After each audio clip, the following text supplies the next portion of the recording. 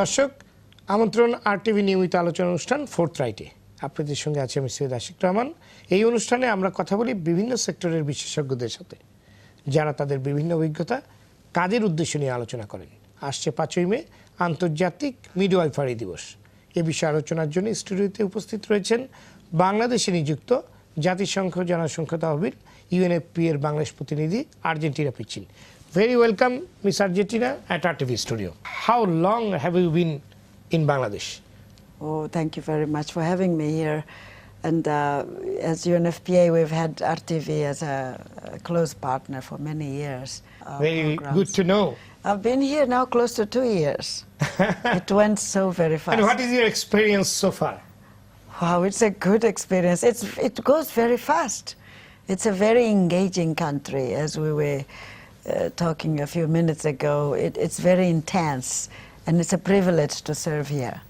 If you're a development partner, it's really a good privilege to be in Bangladesh, to be part of this very dynamic society. Let's talk about health service issues. Would you please tell us about maternal health service providers here in Bangladesh? This is one of the most important topics because in many countries, if you want to know the situation of the health sector, you can just ask about the maternal health or the maternal mortality indicator. And for the United Nations Population Fund, my organization, UNFPA, this is the focus of our whole program globally, and in Bangladesh much more so, because of the large number of young people at the reproductive age. And just last Saturday, the DHS, Demographic Health Survey, was launched, and it shows some progress, and this is very good, but still it was very disturbing to see how still we have a very large proportion of our women and girls delivering without skilled birth attendant, without a medically trained person. Not necessarily, you have the SBA, which is the skilled birth attendant, but you have those who are trained in medical institutions, and it's either the obstetrician, the OBGY, or the midwife, or nurse midwife. And in Bangladesh, the midwifery was still not part of the medical profession. It's just recently. But as far as I know, you are trying to promote midwifery. Yes, because the government also has instituted it as a medical part of the medical profession very recently. And you have the Midwifery Association, the Bangladesh Nursing Association also now taking on a new name being called Bangladesh Nursing and Midwifery Council. And this is very important because in order to bring this, you have right now 62.5% of women who are delivering babies are doing so at home without a person who is trained. When you have a skilled person, that person can help. And I'm talking about and midwives. Taking the necessary steps. The necessary steps. For example, on May 5th, we are celebrating the International Day of Midwives. Exactly. This cadre has been introduced in Bangladesh just in a matter of the last few years. Right now, you have some nurse midwives. A total of about 1,100 are already out there in the upazilas, in the hospitals, in the medical centers. And in December, there is the first batch, about 500 fully trained midwives. 500 midwives.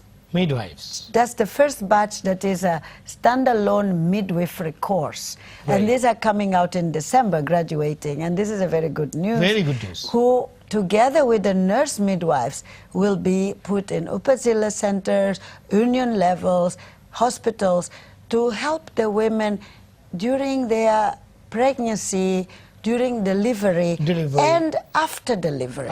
So you have to take care of this matter during antenatal care, during delivery, and postnatal care. What is the specialty of these carers? Focusing specifically on assisting pregnant women during her pregnancy, during delivery, and after she delivers, because she still, the pregnant woman after delivery still needs to bring the newborn and needs some assistance. And herself. Oh, well. Especially after delivery, she doesn't want to get pregnant soon after. She needs to get family planning. Right. So the midwife can help counsel the person, helping her to understand what options are there for protecting herself against an early pregnancy. Early pregnancy and her health. And also how to take care of the newborn. Right. And of her own health, because the newborns are very sensitive. You see, until the first days of birth, until 2 years of age, it's very sensitive. That's where you lose most babies. And then from there until age 5. And unless someone is helping the new mother or the young mother take care of this baby, understand the sensitivities of the newborn, then they don't know how that they need to breastfeed for the first 6 months exclusively, without adding water, without adding porridge. Just the milk of the mother is sufficient for the first 6 months. But unless someone is telling them, helping them to understand, they don't understand. If the baby has some signs of that are not the normal, usual self, the mother needs to understand that they need to seek help. Complication. But unless somebody is helping them to understanding them, counseling them, they need to come to the postnatal services. Well, Ms. Argentina, you just talked about the delivery. Almost 62.5% deliveries take at home. At home without the help of the midwifery. Of a skilled What person. steps should be taken to increase the institutional delivery? There are, I would classify it perhaps in 4 main areas. The very first four main areas that need to be. Would you please explain? For example, you need to look into the whole legal and policy framework. Well, some steps are already being taken in terms of legalizing the creation of midwifery as a legal medical cadre. Legal medical career. Because until now, many people only understand. This is the policy. Many people understand doctor, obstetrician, gynecologist, nurse. They don't think of a midwife. Because it was not there. Yeah. But now it is legal. The government has instituted it. But in addition to that, you need to go further. You need to work on the policies that will allow the midwife to exercise her role in the health facility. Well, when she is there, you have to do a clear written division of labor. Well, what is the role of the obstetrician? Well, what is the role of the gynecologist? Well, what is the role of the midwife? So we need to look into the legal policy framework. Legal policy framework. The second area, and one of the most important ones at this stage, is actually the training, the quality training of midwives. Because unless the training, currently the government has 31 institutions training midwives. Brack University also has training of midwives. Brack University? Yes. But unless we all, both government and all the other partners who are training right now, like UNFPA? UNFPA is supporting the government training institutions, yes. Unless we look into the quality of those who are training, so I'm talking about the faculty of the trainers. Unless those are qualified to train, they might not be able to transmit the knowledge, even though they might know what midwifery role is. So they need to have skills in training. You have to look into the curriculum. It has to be according to internationally agreed standards. For example, the International Council of Midwives. There is such a council internationally, and they have very specific standard of what constitutes a good training, a qualified training. And you need to look into the place where these trainings are taking place. They need to have a minimum setup that is conducive to learning, the quality of the practical training, because it's not just about the theoretical training, because they are going... You're talking about the practical facilities. Even within the training institution, a midwife, because she's going to deal with the actual delivery of the baby, to help the woman during pregnancy, she needs to know what to look for. Exactly. And during pregnancy, she needs to help the baby come out properly without hurting both the mother or the newborn, which is very sensitive. You would agree with me. So they need to have practical training. Well, they need to have the theoretical and the practical training before they are put in their job, on their facility. Exactly. So they need to have so many hours of training. It's almost like a pilot. You cannot train a pilot theoretically and then put them with a plane. Right. Ms. Argentina, we'll talk on this issue, MDG's issue, after a short break. Sure.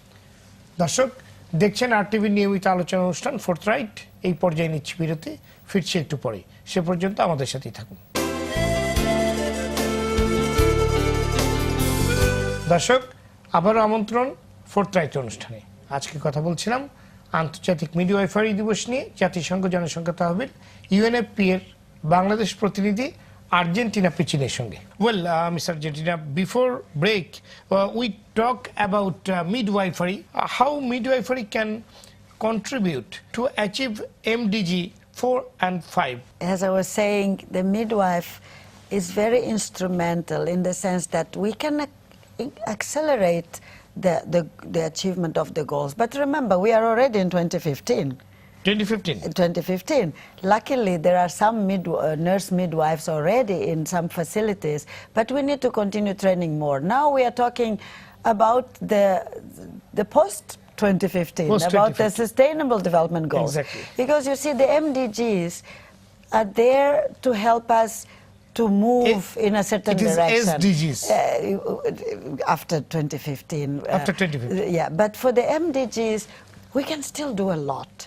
Because the midwife, in being there to provide antenatal care, delivery support, and postnatal care, she helps save the life of the mother and the newborn. Well. And this is important. And there is a point where the midwife needs to know how to refer to the obstetrician. So midwives will not unseat the OBGYs. Well, the obstetricians and the gynecologists. They will be a big support to the obstetricians. Right. The obstetricians will be there to tackle the emergencies. Emergencies that would be beyond the midwife's purview. But the midwife already can minimize by 80% or 85%. By 80 to 85% they can manage. They can manage the emergencies. Well. But there will always be those 10-15% cases that need the obstetrician because they may need a cesarean section, or they may need another kind of emergency that it's the once they understand, they can take the immediate action, counseling them to take them to hospital. The recent DHS was showing that in the private facilities, 80% of all deliveries are by C-section. Exactly. This is way too high. It is unacceptably high. It is not needed. Needed at all. Because a C-section needs to be an intervention of last resort. Exactly. When there is an emergency. What justifies this high level? It's because also you don't have the cadre that would help to identify emergencies or no emergencies. Right.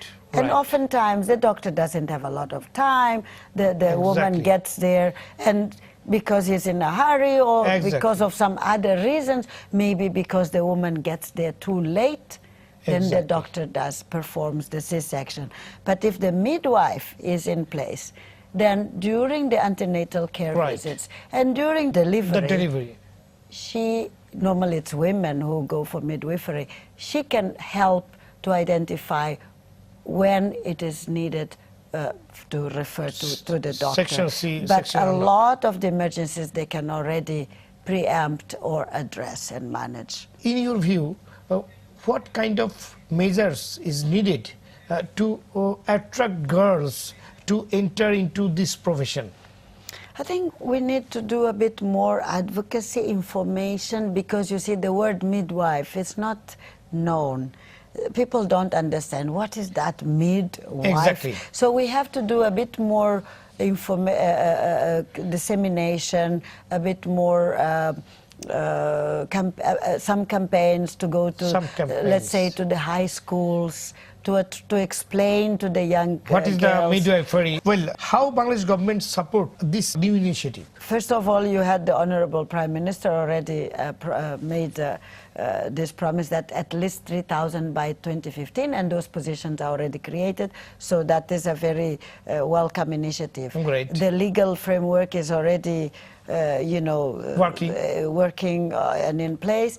And they now instituted midwifery training in 31 medical colleges and nursing colleges. Well, what we need now is a bit more investments and into these medical and nursing colleges to make sure that the training actually and has the quality that is needed. Quality is very important. So we need the new health sector plan that is being discussed now to allocate more funding to these medical and nursing colleges for midwifery, for nursing institutions. What are the correct update of midwifery productions and deployment?